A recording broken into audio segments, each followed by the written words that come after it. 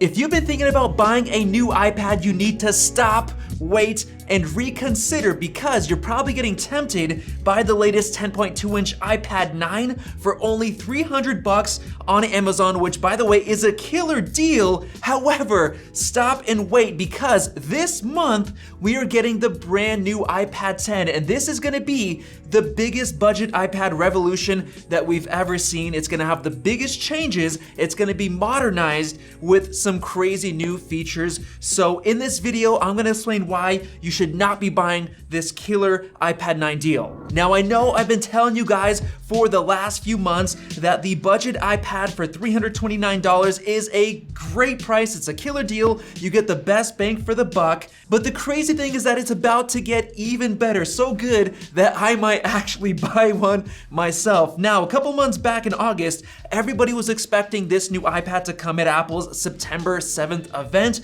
but that did not happen. And now we have a more clear vision of when this is actually going to launch. Now, the weird thing is that in early August, on August 3rd, Apple did actually announce that they're delaying iPad OS 16 until October, which was kind of weird. And Mark Gurman actually put out a story saying that it's gonna release alongside macOS Ventura, which is pretty interesting, which that still has not been released just yet. We still have all the betas. Now, Joe Rosignol from Mac Rumors went ahead and said that it's pretty easy to imagine an Apple event in October with the iPad Pro with the M2 chip, the 10th Gen iPad, with the iPad OS 16 release date, and I think that makes a lot of sense. Originally, he did think there was an option that it could launch at the September event, because if you look back into the past, the last 3 budget iPads were released in September, but it looks like Apple decided to wait for some weird reason, and of course, we didn't get it in September, so now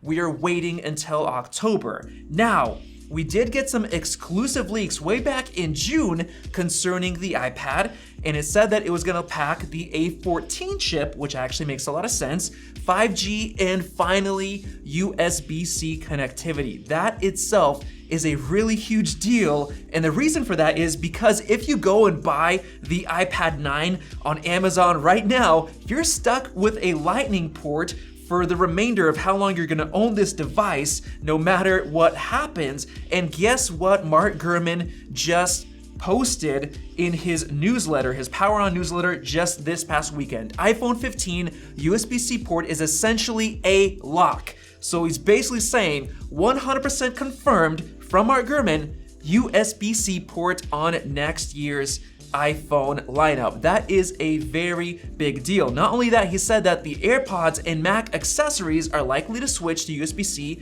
by 2024, and that's why it makes so much sense for this year's budget iPad to finally get the USB-C upgrade, because they've got to transition everything over to USB-C. Not only that, but back in June, Ross Young, who was the most reliable analyst in terms of Apple display leaks, he said that we're gonna be getting a 10.5-inch display instead of the current 10.2. So that's awesome. We get a little bit more screen real estate, and that's gonna help it stand out from all the current budget iPads, which they've been 10.2 inches for quite a few years. I think it's probably 3 years now in a row we've had the 10.2-inch size. So surprisingly, it's only gonna be 0.4 inches off from the iPad Air, which is also a big deal that I've got to talk about here in just a minute. Now, my take on that back in June was that USB-C means that we are getting a full redesign with flat sides, because you wouldn't want a USB-C port on a rounded chamfered edge like the current iPads have,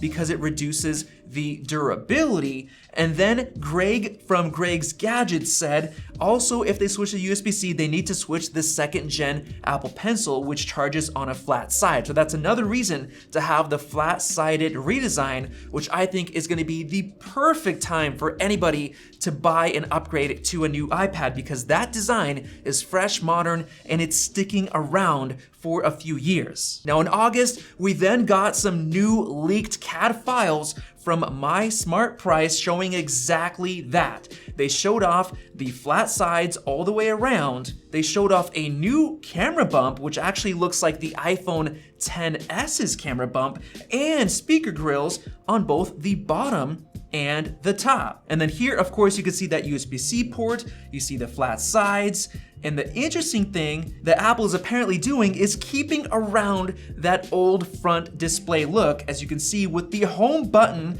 still remaining, which is a pretty weird choice, which they haven't done with all the other iPads that they transitioned over. And I think the reason for that is because it might dominate in terms of sales and kind of cannibalize the iPad Air, because it'll look so similar to the iPad Air you might not even notice the difference. So that is why Apple might want to keep the home button around on the cheapest model. And here you can see some really good renders from Renders by Shailesh, showing off that iPhone XS style camera bump, as well as the front display with home button right there.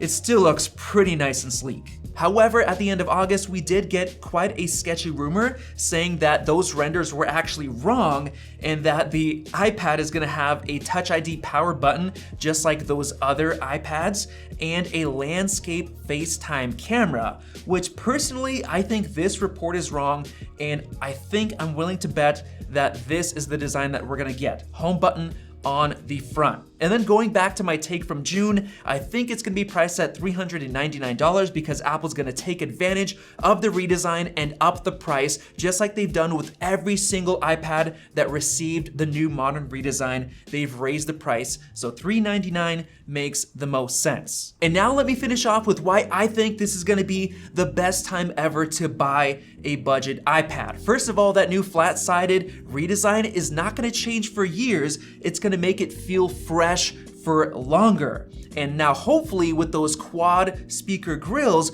we're finally gonna have stereo speakers, which was one of the biggest problems with the budget iPad. You'd be holding it in landscape and you only have sound coming from one side. It's just a terrible experience compared to all of Apple's other products. Their MacBooks have the best speakers ever. Their new iPhone 14s now have the best speakers in any smartphone, but their budget iPad, just terrible, terrible speakers. On top of that, we're gonna be getting the A14 chip, which is definitely more than enough for anything you wanna do on your iPad. It's very powerful. And of course, the new USB Type-C port is gonna be the biggest deal because next year, we're getting USB-C on all of the iPhones. And if you decide to take a really good deal and buy the current iPad 9 with Lightning right now, when you eventually upgrade to a USB-C iPhone, you're still gonna be stuck with Lightning on this iPad, and you're gonna be keeping just that one Lightning cable around, whereas if you waited till later this month for the new iPad 10,